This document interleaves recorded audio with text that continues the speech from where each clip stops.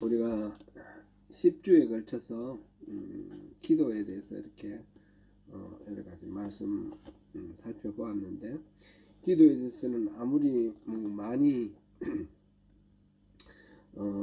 많이 시간을 들이고 또 관심을 쏟아도 부족함이 없을 정도로 그렇게 많은 말씀이 있죠. 그래서 10번 했는데 그 정도로 일단은 마무리하고 다음에 또 필요하면 다시 하겠습니다. 우리 기도에 대해서 살펴봤는데, 기도는 궁극적으로 무엇입니까? 우리가 부르짖어 우리 필요를 구하고 하지만 궁극적으로는 하나님과의 친밀한 교제를 이루기 위한 그런 것이 기도다, 교제다 그랬습니다. 사귐의 기도, 부르짖음의 기도가 있고 대화가 있고 사귐의 기도가 있는데, 사귐의 기도까지 가는 것이 하나님께서 우리를 기도로 부르시는 그런 궁극적인 목표다라는 것을 우리가 확인해 보았습니다. 그것을 늘 기억하면서 우리가 기도를 할 때 우리가 자기중심적인 그런 기복주의 신앙에서 벗어나서 하나님 중심의 그런 기도, 그런 신앙, 하나님의 은혜가 참으로 우리를 온전케 하는 그런 기도로 성숙된 그런 기도를 할 수 있게 될 것입니다.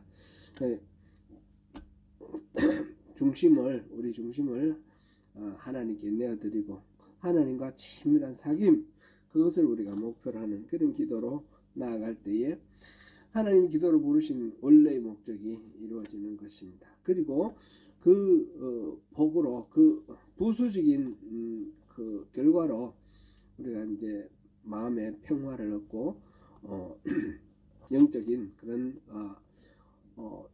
만족을 얻게 되는 것입니다. 저는 영적인 만족을 얻기 위해서 기도하는 것은 아닙니다. 그런 부수적인 결과이고, 오히려 우리가 더 그런 사귐의 기도를 통해서 우리가 추구할 것은 하나님의 마음을 알고 하나님의 그 소원을 알아서 하나님 뜻을 이 땅에 실현하는 것. 그래서 하나님의 나라가 이 땅 위에 이루어지도록 우리가 하나님의 동력자가 되는 것, 그것이 이 궁극적인 기도의 효과다, 이렇게 말할 수가 있습니다. 기도를 통해서 우리가 편안해지고 이렇게 하는 것, 그것도 다 좋은데, 궁극적으로는 이런 기도를 통해서 하나님과 혼연이 일체되면서 하나가 되면서 하나님 뜻이 기도하는 사람들을 통해서 이 땅에 이루어지는 것입니다. 그런 것을 우리는 기억하시면 좋겠습니다. 하나님은 이런 기도로 우리를 부르시면서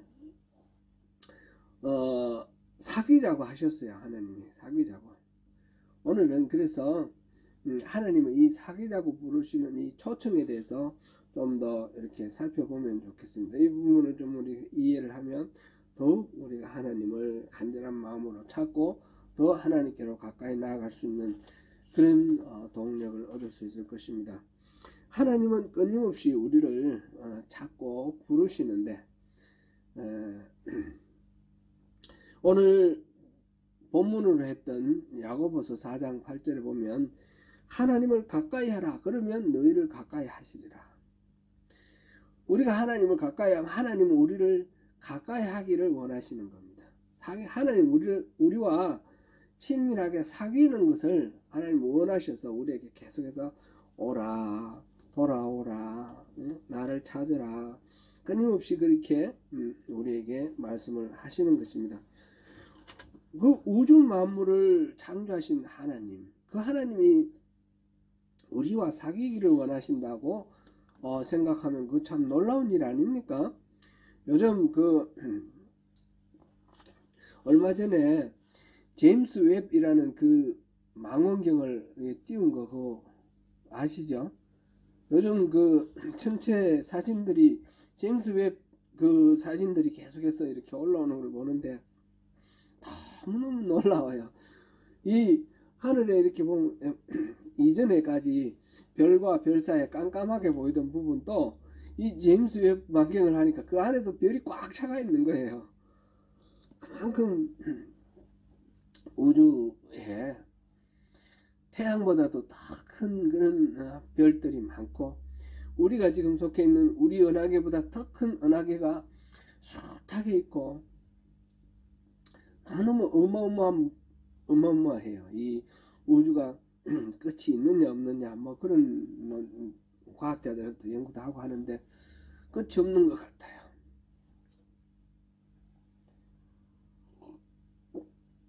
그리고 시간도 보면 지금 이 제임스 웹에 잡히는 그 별들 보면 뭐 몇 광년, 몇만 광년, 몇억 광년 그러잖아요.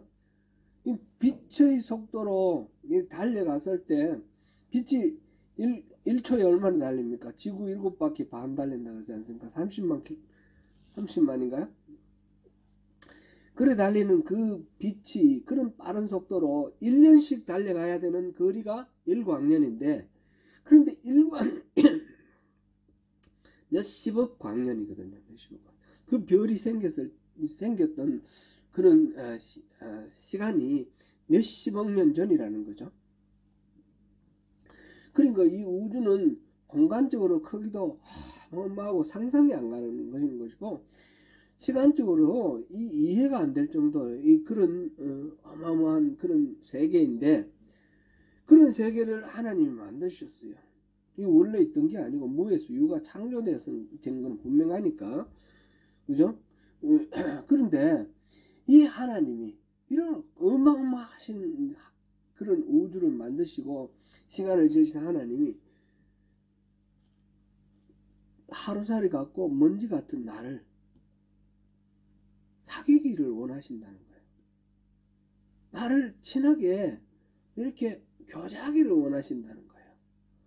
그래서 인간을 이 지구상에 만들었고, 그 인간 위에 우리를 택하시고 부르시고 자녀 삼으시고 친구 삼으셨다는 이 사실 자체가 얼마나 놀랍습니까? 우주를 바라보면 바라볼수록 참 너무 하나님 그 은혜가 놀라운 거예요. 참 어지러울 정도로 그렇게 막 감격스럽고 막 대단하다. 우리가 진짜 하나님이 이 은혜를 우리가 잊고 사는구나, 그런 생각, 그렇게 생각됩니다. 하나님이 근데 우리를 왜 만드셨느냐 보니까, 우리 성경을 보니까 하나님 아담을 만드셔가지고 하나님 뭐 하셨습니까? 하나님이 이 지구를 다스리게 하셨죠. 그래가지고 짐승 동물 이름도 짓고 이렇게 하셨는데, 하나님이 좀 귀찮아서 일하기 싫어서 아담 하나 만들어 놓고 아담한테 부려먹으려고 그렇게 하셨을까요? 그런 건 아니에요. 그죠?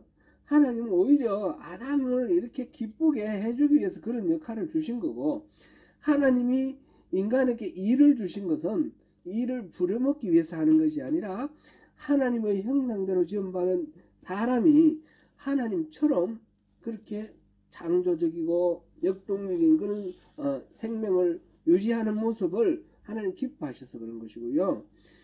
그 아담을 만들어 하나님 뭐 하셨냐 보면, 그 동산 거닐면서 대화하셨어요. 같이 노셨어요. 쉽게 표현하면 아담하고 같이 놀려고 아담을 만드신 거예요. 그리고 아담이 독차하는 게 또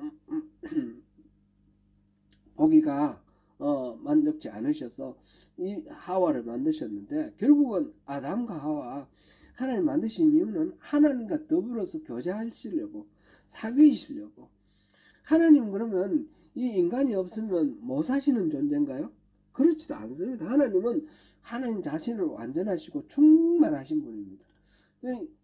우리를 만들어서 하나님이 그 본성이 사랑이신데, 그 본성인 사랑을 또 이렇게 삼위일체 안에서 그 사랑을 발현을 하시지만, 인간을 만들어서 하나님의 형상대로 인간을 만들어서 인간과 더불어서 사랑을 나누시는 그런 그 모습, 아담과 함께 이 사귀는 이 모습, 이게 바로 인간을 창조한 목적이다라는 것을 우리가 알 수 있습니다. 하나님 그래서 인간을 만드셨고요. 아담이 타락하고 난 뒤에 하나님과의 그 교제가 깨어졌는데, 하나님 그 교제를 회복하기 위해서 인간을 구원하신 거예요. 그 구원을 위해서 독생자를 이 땅에 보내신 것이고요. 하나님은 그러니까 우리에게 하나님은 어떤 분이신가? 끊임없이 같이 사귀자, 놀자, 친하게, 친밀하게 우리 서로 함께하자 라고 부르시는 그런 하나님이시에요. 하나님은 이런 분,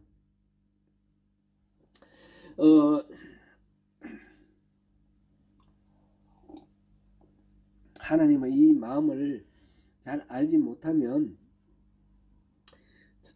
자기가 잘나서 뭐 하나님이 자꾸 이렇게 보채는 줄로 이렇게 생각하면 안 되죠. 하나님께서는 부족하신 게 없으시고 우리를 자꾸 이렇게 부르시는 이유는 하나님이 외로워서, 우리 사람이 안 사귀어져서 외로워서 그러신 것도 아니에요. 하나님의 형상대로 지으신 인간이 사랑 안에 있을 때에 비로소 온전해지니까 하나님 작품으로서 온전해지기를 바라시는 마음에서 그 자체가 하나님의 사랑이죠. 사랑은 그렇게 우리를 끊임없이 부르시고 끊임없이 이렇게 하나님께로 이렇게 초청을 하고 계신다는 것. 오늘 이 하나님을 가까이 하라 그리하면 너희를 가까이 하시라. 인생 최고의 초대입니다. 이 초대를 우리가 누리면서 사는 것이 그것이 바로 인생의 복이죠. 하나님께서 이렇게 우리를 부르셨는데 여기에 대해서 우리가 어떻게 해야지 이 교제를 온전히 누릴 수 있는가 하는 것을 우리가 오늘 좀 생각해 보면 되겠습니다. 하나님의 인생 최고의 초대에 대한 우리의 반응, 이걸 한번 생각해 보려고 합니다. 이걸 생각하기 위해서 이집트에서 출애굽을 하신, 모세를 통해서 출애굽을 시키신 이 하나님의 그 사랑과 이에 대한 이스라엘 백성들의 반응, 모세의 반응, 이런 것들을 우리 한번 살펴보면 좋을 것 같습니다. 이스라엘 백성들은 요셉과 함께 온 가족들이 애굽으로 이렇게 이주를 한 이래 한 400여 년을 애굽에서 살았습니다. 초창기에는 이 요셉의 은혜를 입었기 때문에 요셉을 대접하는 그 마음으로 모든 이스라엘 백성들을 대접을 했지만, 시간이 지나면서 요셉을 알지 못하는 새로운 왕조가 들어왔어요. 새로운 왕조가 들어오면서 이 히브리인들은, 이 이스라엘 사람들은 그들에게 위협이 되고, 그래서 그들은 노예로 이렇게 삼았습니다. 그래서 잔혹하게 혹사당하는 노예로 대를 이어서 살게 되었습니다. 그래서 이들은 하나님께 아우성을 치고 부르짖으면서 이 고통을 알아달라고 외쳤고, 하나님께서는 그 부르짖는 소리를 들으시고 모세라는 지도자를 보내셔서 그들을 해방시키셨습니다. 원래 이제 이 모세는 히브리 사람으로 태어났지만 초창기에 이 히브리인의 인구 억제를 위해서 어린아이들을 다 죽이고 사내아이들을 다 죽일 때에 이 나일강에 버려졌고 공주가 그것을 거두어서, 그 아이를 거두어서 모세는 공주의 양자로 궁중에서 왕자 수업을 받으면서 왕자로 자랐습니다. 다른 히브리 사람들하고는 완전히 다른 환경 속에서 살았죠. 노예로 맨날 핍박당하면서 강제노동 당하고, 그 사는 그 환경도 빈민굴에서 겨우 목숨이나 연명할 정도로 그렇게 참혹하게 살아가던 히브리 사람들과 다르게 모세는 왕궁에서 호의호식하면서 또 왕자 수업으로 아주 그 학문도 배우고 여러 가지 이렇게 누릴 것 누리면서 그렇게 살았지 않습니까? 그런데 자기는 히브리인이라는 것을 알고 있었습니다. 이거 어떻게 알게 됐는지는 뭐 정확히는 나와 있지 않지만, 어릴 때에 유모로 들어온 사람이 바로 친모 히브리인이니까 그럴 때 가르쳤는지 아니면 뭐 다른 방법으로 가르쳤는지 알 수 없습니다. 자기 스스로 히브리 사람이라는 자의식은 항상 마음속에 있었던 것 같고, 히브리 사람이 그 강제노역 당하는 그 현장에서 부당하게 핍박을 당하고 피해를 입는 모습을 보고 붕괴하여 이집트 사람을 죽이는 바람에 그 이집트 궁중생활을 청산하고 어쩔 수 없이 버리고 도망을 가서 미디안 광야에서 그렇게 살았습니다. 그렇게 살다가 40년 광야에 그 생활을 보내다가 하나님이 부르셔서 이렇게 이집트로 돌아갔습니다. 이 이집트로 가서 이스라엘 백성들을 이끌고 나왔는데, 이스라엘이 애굽에서부터 탈출한 일은 우리가 이제 죄로부터 벗어나는 이 구원과 여러 가지로 흡사합니다. 그래서 출애굽 사건은 우리의 구원 사건과 같은, 어쩌면 우리 구원에 대해서 설명하기 위해서 그런 역사적 사건이 있었는지도 모르겠습니다. 대부분의 구약 사건들은 그런 의미가 많이 있습니다. 그래서 우리 인간들로 하여금 하나님의 계획을, 구원 계획을 이해하기 좋게 역사적인 흐름을 거쳐 나오도록 그렇게 했는 것, 그런 경우가 있죠. 어쨌든 간에 애굽에서 이렇게 학대당하고 핍박받던 이스라엘 백성들을 모세가, 하나님이 보내신 모세가 그들을 이끌어내어서 출애굽을 했는데, 이 애굽에 대해서 이스라엘 사람들은 어떻게 생각했습니까? 그렇게 고통스러워하고 하나님께 아우성치면서 살려달라고 부르짖어서 하나님이 그들을 끌어내줬는데, 이 애굽에 대해서 이스라엘 사람들은 어떤 마음을 가지고 있었습니까? 언제든지 모세와 함께 가는 이 출애굽의 여정이 힘들고 어려울 때마다 오히려 이집트를 돌아가고 싶어하고, 모세를 원망하고 또 모세를 보내신 하나님을 원망하면서 오히려 그때 억압당하고 핍박당하는 그때를 오히려 더 좋다라고 그렇게 이야기를 합니다. 우리 한 군데만 찾아보겠습니다. 민수기 14장 1절에서 4절.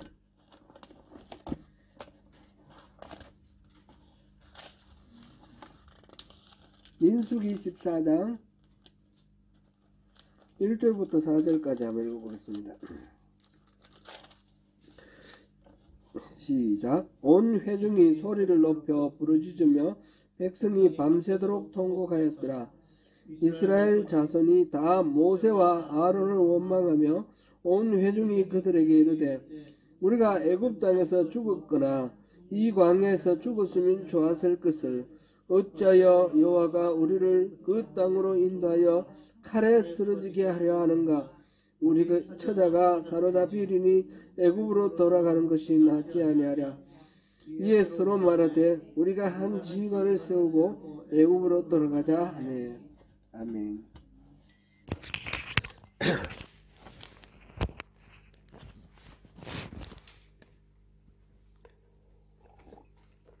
이 사건은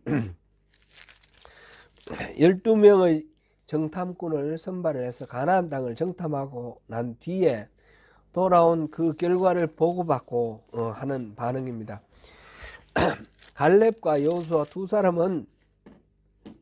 사람하고 나머지 10사람하고 보고한 내용이 달랐죠.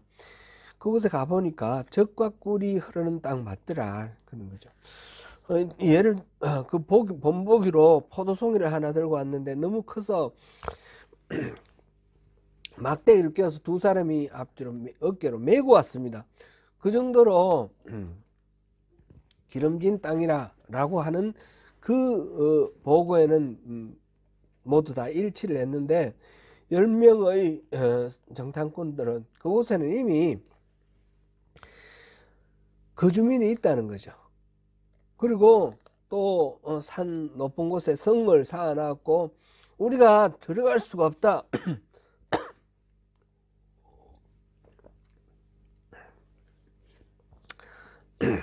그렇게 절망적인 그런 보고를 했습니다.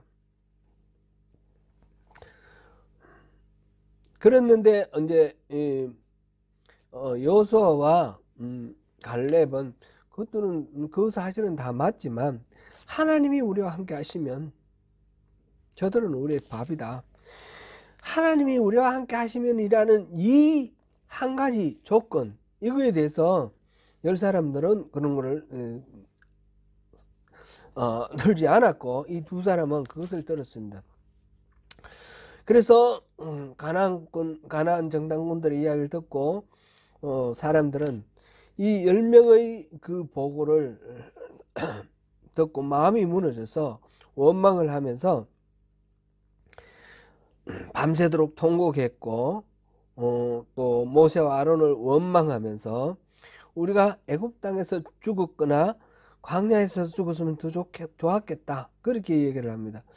우리를 그 가나안 땅으로 끌고 들어가서 그곳에서 쓰러지고 사로잡힐 것인데 차라리 애굽 땅으로 돌아가는 것이 낫지 않겠느냐, 이렇게 백성들은 말을 했습니다. 애굽 땅에 대한 그런 생각을 가졌습니다. 그런데 모세는 어떻습니까? 모세는 차라리 그래도 애굽 땅이 나았다, 그렇게 말합니까? 안 그럽니다. 모세는 그곳에서 정말 호의호식하고 잘 살았는데 애굽 땅에 돌아가자라는 생각은 추호도 하지 않습니다. 왜 그렇습니까? 모세와 백성의 사이에 차이가 뭡니까? 모세는 하나님을 만났습니다. 백성들은 하나님을 만나지 못했습니다.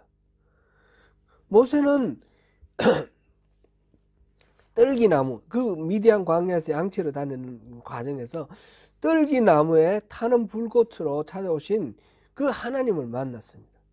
하나님에게 누구십니까? 물어보고 하나님이 여호와, 나는 스스로 있는 자다, 그렇게 자기 이름을 말씀하셨고 아브라함의 하나님, 이삭의 하나님, 야곱의 하나님이다. 하나님 그렇게 이제 얘기해 주시고 그 다음에 이집트에 가서 이렇게 하라 말씀 주시고 능력 주셨어요. 그래가지고 그 하나님 말씀대로 이집트에서 이스라엘 백성을 끌고 왔습니다. 이적을 보고 여러 가지 하나님의 능력을 경험한 거는 똑같지만 이스라엘 백성들도 그걸 다 경험을 해봤으니까, 모세가 하는 걸 봤으니까, 홍해가 갈라지는 것까지 다 봤습니다. 그런데 이 하나님을 직접 만난 모세하고 모세로부터 이야기 들은 이 이스라엘 백성들이 근본적으로 생각이 다른 것입니다. 조금 어려우면 이집트로 돌아가자, 이집트로 돌아가자, 그렇게 이야기를 하는 것입니다. 모세가 그렇게 하나님을 만나는 것이 중요하다는 것을 알았기 때문에 이스라엘 백성들을 출애굽시켜서 맨 먼저 모세가 하려고 했던 일은 무엇입니까? 모세가 하려고 했던 일은, 모세가 이집트에서 출발을 해서 나오면 가나안 땅으로 가면 그 걸어가면 7일밖에 안 걸린다고 그래요. 바로 그 지중해 연안으로 쭉 그 무역 대상들 지나다니는 그 길로 가면, 그런데 그 길로 안 가고 이 아래쪽 시나이 반도로 와서 시내산까지 이 이스라엘 백성들을 끌고 왔지 않습니까? 시내산에 끌고 온 이유가 뭡니까? 그곳에서 하나님을 만나게 하기 위해서, 하나님과 이스라엘 백성들을 만남을 주선하기 위해서 모세는 시내산에 데리고 온 것입니다. 왜 그렇습니까? 하나님을 만나는 것이 핵심이기 때문입니다. 만약 하나님을 만나지 않고 바로 가나안 땅에 들어가면 그곳에 젖과 꿀이 흐르는 땅이 있고 그 강대한 7개 부족들이 있는 데서 하나님의 생각도 안 하고 그 땅에 뭐라 그럴까요? 동화되어 가지고 하나님하고 무관하게 살아갈 것이니까 하나님을 만나야지 하나님 백성으로 이스라엘이 형성이 되는 거죠. 그래서 하나님을 만나게 해줄 목적으로 하나님과의 만남을 주선하기 위해서 시내산으로 이렇게 이끌고 왔습니다. 그 부분에 대해서는 우리가 여러 번 살펴봤죠. 출애굽기 19장 우리 4절 한번 다시 한번 읽어보겠습니다.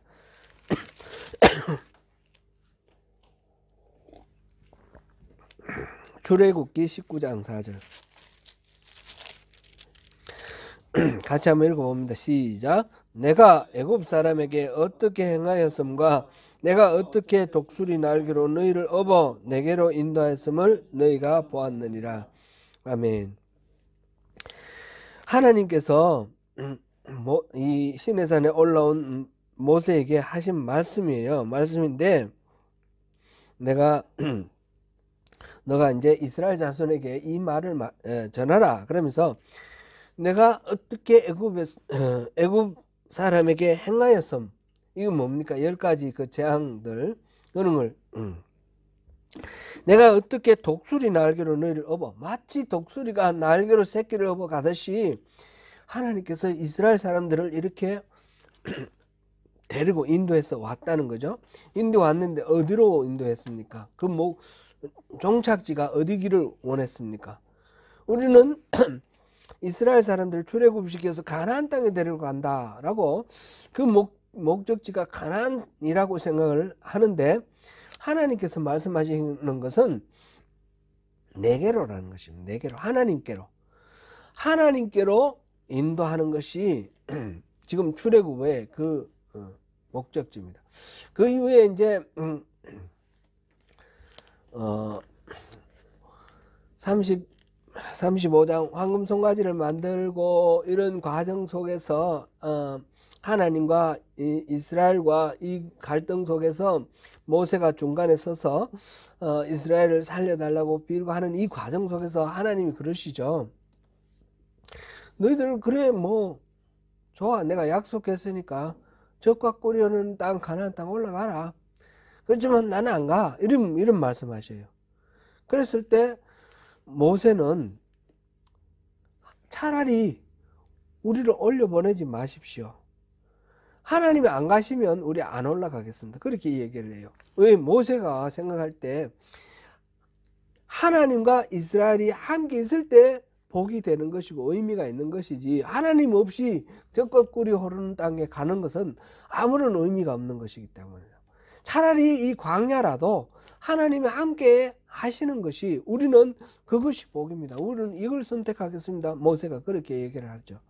모세는 확실히 하나님을 만났기 때문에 하나님과 함께 하는 것이 최고라는 것을 그것이 최선이라는 것을 알고 있고 이스라엘 백성들에게 그것을 이렇게 인식시키기 위해서 시내산으로 데리고 왔습니다. 그것은 하나님께서 그렇게 지금 방금 이게 19장 4절에서 말씀하시듯이 하나님께서 그렇게 원하셨던 것이고 하나님이 이스라엘을 그렇게 사랑하셨고 그렇게 함께 하기를 원하셨던 것을 모세가 그 마음을 따르는 것입니다. 이스라엘을 구속하신 하나님의 마음, 이것을 우리가 아는 것이 중요합니다. 이거는 에베소서 보면 사도 바울도 이게 가장 중요하다라는 것을 말씀하셨어요. 에베소서 1장 17절 우리 한번 읽어보겠습니다. 에베소서 1장 17절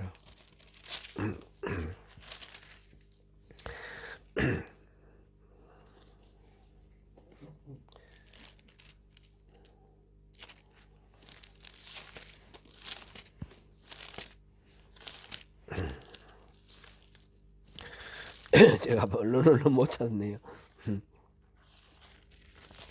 에베소서 1장 17절 우리 같이 한번 읽어보겠습니다. 시작.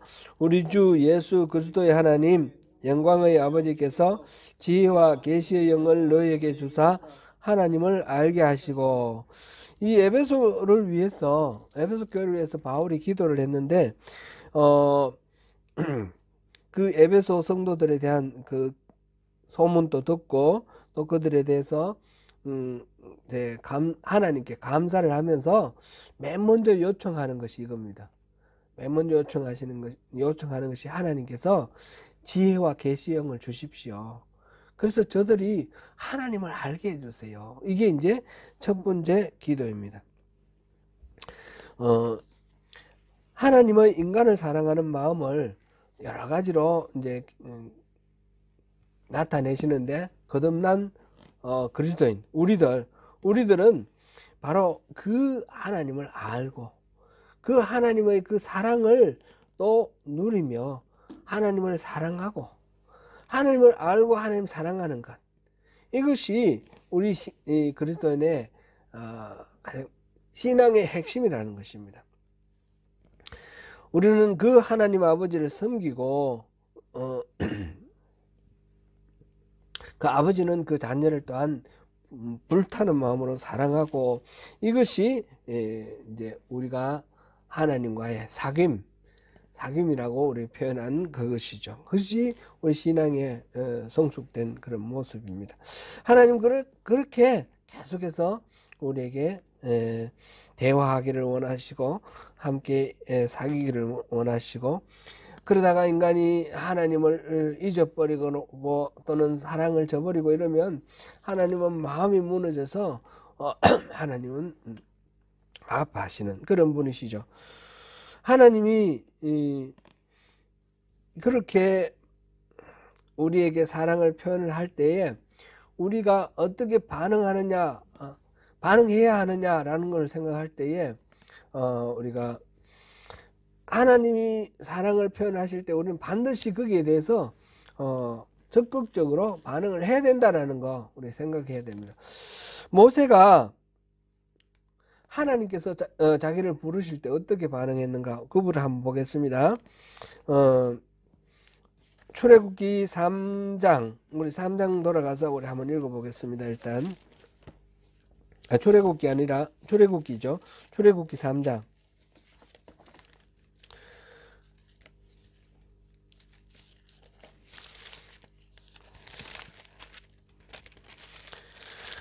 출애굽기 3장 3절 4절 읽어보겠습니다. 이에 모세가 이르되 내가 돌이켜 가서 이 큰 광경을 보리라. 떨기나무가 어찌하여 타지 아니하는고 하니 그때 여호와께서 그가 보려고 돌이켜 오는 것을 보신지라. 하나님이 떨기나무 가운데서 그를 불러 이르시되 모세야 모세야 하시매 그가 이르되 내가 여기 있나이다. 그 다음에 9절 10절 또 읽겠습니다. 시작. 이제 가라.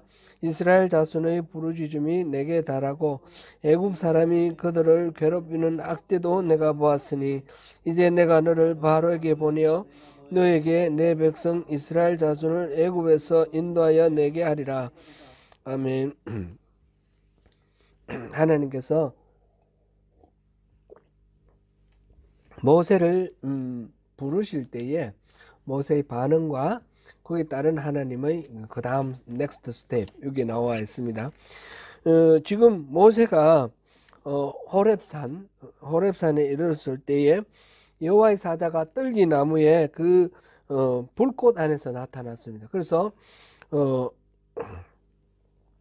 보니까 떨기나무가 있는데 불이 활활 타는데 나무가 타지 않습니다. 그래서 모세가 이르되 내가 돌이켜 가서 그 큰 광경을 보리라, 이렇게 됐는데, 이 돌이켜라는 말의 원래 어원이 의미가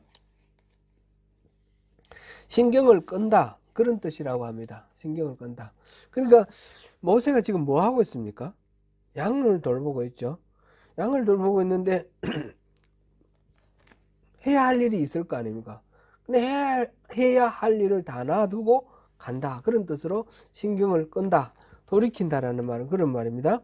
그렇게 해서 자기가 나름대로 해야 할 일, 계획들 이런 것들을 다 놔두고 이 떨기나무에 나타난 여호와의 그 사자에게 초점을 맞추고 주의를 돌려서 그에게 반응하여 나가는 것을 지금 여기서 그렇게 표현하고 있는 것입니다.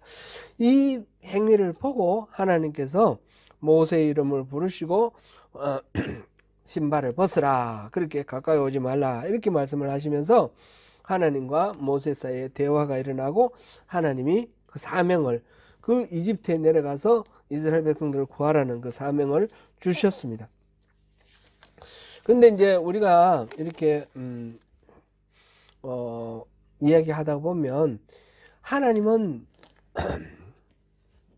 절대적인 주권을 갖고 계시는데 하나님이 말씀하시는데 모세가 반응을 그렇게 안 했더라도 하나님이 일을 하셨을 거라는 거죠. 우리 인간의 의지와 인간의 어떤 판단하고 상관없이 하나님이 하신다, 이런 이야기를 하는 것을 듣습니다. 그런 이야기 들어봤죠.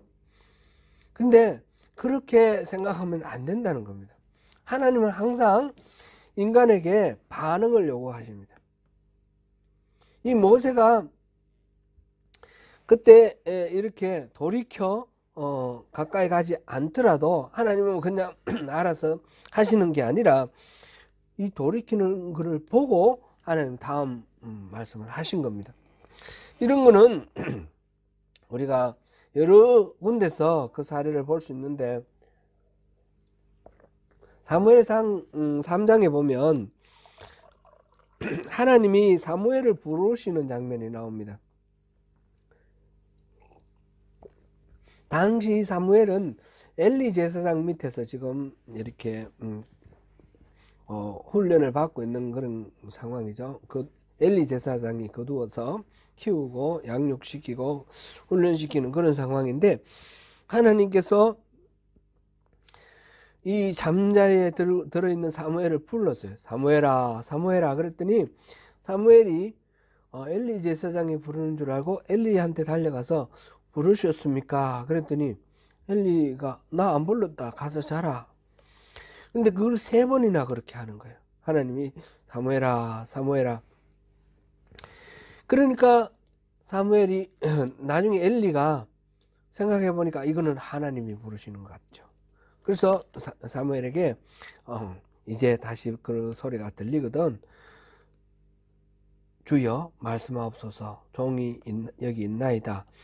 종이 듣겠나이다. 그렇게 말하라는 거죠. 그렇게 했더니 하나님이 말씀을 해주셨어요. 그 부분에 대한 거 우리 사무엘상 9절부터 한번 읽어볼까요? 사무엘상 3장. 사무엘상 3장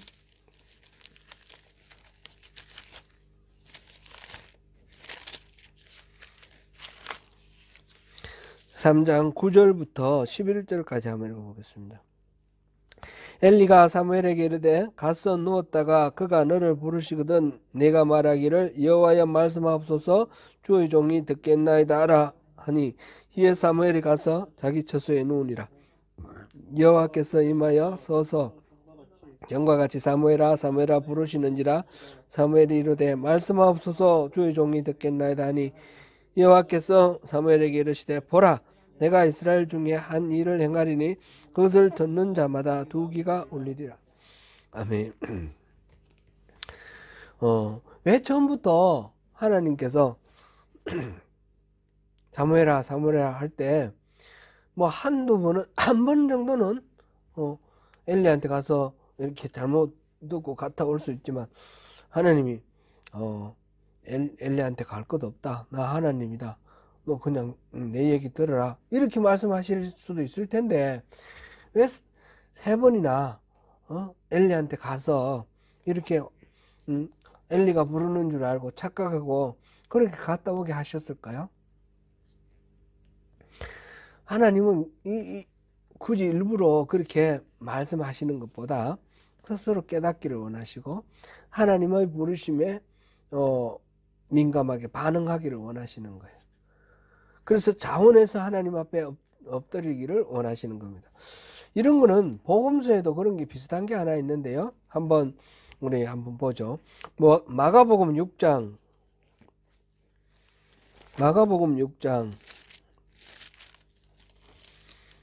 48절 우리 한번 읽어봅니다. 마가복음 6장 48절 같이 있습니다. 바람이 거스름으로 마가복음 6장 48절 밤 4경쯤에 바다 위로 걸어서 그들에게 오사 지나가려고 하시매. 아멘. 지금 이 상황이 어떤 상황입니까? 5,000명을 먹이신 그 오병이어 사건이 있었습니다. 그러고 난 뒤에 제자들에게 배를 타고 건너가라 하셨어요. 그리고 예수님은 산에 올라가서 기도를 하셨어요.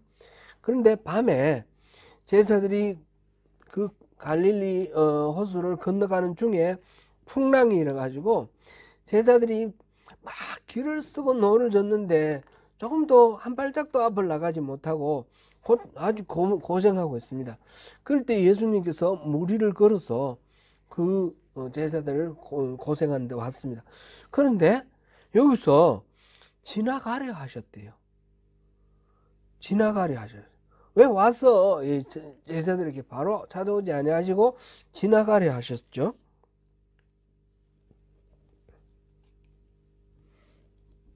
그랬더니 제자들이 막 소리를 막 질렀습니다. 그죠? 그랬더니 예수님께서 안심하라, 내니 두려워하지 말라 이랬어요.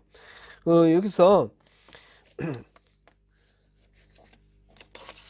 제자들이 살려달라고 아우성치는 그런 제자들의 반응.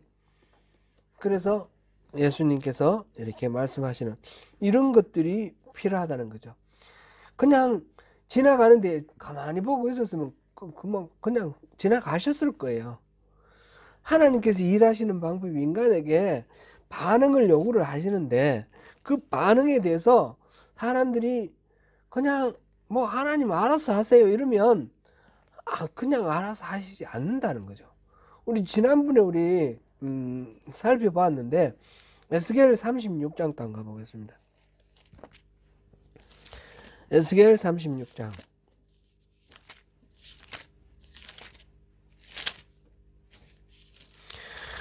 에스겔 36장 36절부터 37절까지 한번 읽어보겠습니다. 36절부터 37절. 너희 사방에 남은 이방 사람이 나 여호와가 무너진 곳을 건축하며 황폐한 자리에 심은 줄을 알리라. 나 여호와가 말하였으니 이루리라. 주 여호와께서 이같이 말씀하셨느니라. 그래도 이스라엘 족속이 이같이 자기들에게 이루어 주기를 내게 구하여야 할지라. 내가 그들의 수요를 양떼같이 많아지게 하되. 아멘. 지금 36장은 이스라엘이 받을 복에 대해서 얘기를 하고 있어요. 35장까지는 징계를 얘기를 했어요. 징계를 얘기를 하고 그 다음에 36장 하나님께서 그 징계 끝에 회복을 말씀하시고 복을 주시겠다고 말씀하셨어요. 흩어진 백성들이 다 돌아오게 하겠고, 그리고 그 황무지 같은 그 땅들이 사람들이 거주하게 되고 가축들이 많아지고 그렇게 다 모든 것들을 풍성하게 해주겠다. 그 말씀이 36장 전체예요. 36장 전체고 특별히 36절에 보니까 너희 사방에 남은 이방 사람이 나 여호와가 무너진 곳을 건축하며 황폐한 자리에 심은 줄을 알리라. 주변 사람들이 다 알겠다는 거죠. 다. 그 무너진 걸 황폐한 것을 다시 건축했고 또 그 황무지가 된 것을 다시 곡식이 가득한 그런 곡창지로 만들어주는 것을 주변 사람들이 이방인들도 다 알게 해줄 것이다. 그렇게 했어요. 그래서 축복을 지금 다 선언을 했습니다. 그랬는데 그 끝에 뭐라고 했습니까? 그래도 이스라엘 족속이 이같이 자기들에게 이루어 주기를 내게 구하여야 하리라. 이스라엘 백성들의 반응이 중요한 겁니다. 이스라엘 백성이 하나님이 베풀어 주신 이 은혜에 대한 반응, 기도를 하고 하나님께 구해야 이것들이 이루어진다는 겁니다. 오늘 우리가 살펴보는 이 내용은 하나님이 어마어마한 그런 은혜를 우리에게 주셨습니다. 무한하신 우주를 만드시고 지금 섭리하시고 다스리시는 그 하나님이 그 우주를 바라볼 때 진짜 먼지 같지도 않은 그런 하잘것없어 보이는 이런 존재인 나를 꼭 집어서 부르시고 나랑 사귀자, 나랑 친구하자, 이렇게 초대를 하신다는 게 얼마나 놀라운 일입니까? 그죠? 근데 여기에 대해서 우리가 반응하고 나가야 되는 겁니다. 반응하고 나가지 않으면 그냥 그만인 겁니다. 반응하고 나가면 그 어마어마한 그 하나님의 복이 우리에게 이렇게 누려지고 소유되는 것입니다. 그래서 하나님께서 여호와를 가까이 하라. 그러면 하나님이 너희를 가까이 하겠다. 한 군데만 더 보겠습니다. 예레미야 29장 12절 13절. 예레미야 29장 12절 13절을 보겠습니다. 11절부터 보죠. 11절 12절 13절 시작. 여호와의 말씀이니라. 너희를 향한 나의 생각은 내가 안하니 평안이요 재앙이 아니니라. 너희에게 미래와 희망을 주는 것이니라. 너희가 내게 부르짖으며 내게 와서 기도하면 내가 너희들의 기도를 들을 것이요 너희가 온 마음으로 나를 구하면 나를 찾을 것이요 나를 만나리라. 온 마음으로 나누지 않는 전심으로 하나님을 찾으면 하나님 기꺼이 만나 주시겠다. 하나님은 이 지금 사실은 하나님께서 마지못해서 만나 주겠다는 게 아니죠. 하나님의 마음은 우리를 오히려 부르시는 겁니다. 제발 좀 나오느라, 좀 오느라. 사랑하는 성도 여러분, 하나님의 이 놀라우신 초청을 받은 우리, 하나님 음성 잘 분별하고 적절하게 반응해야 합니다. 하나님이 나를 찾으신다는 것을 우리가 다시 한번 확인합니다. 내가 하나님을 전심으로 찾을 때에 하나님은 언제든지 만나주겠다라고 약속하고 계십니다. 이 하나님과 친밀한 교제로 천국을 누리시는 저와 여러분 되시기를 축원합니다.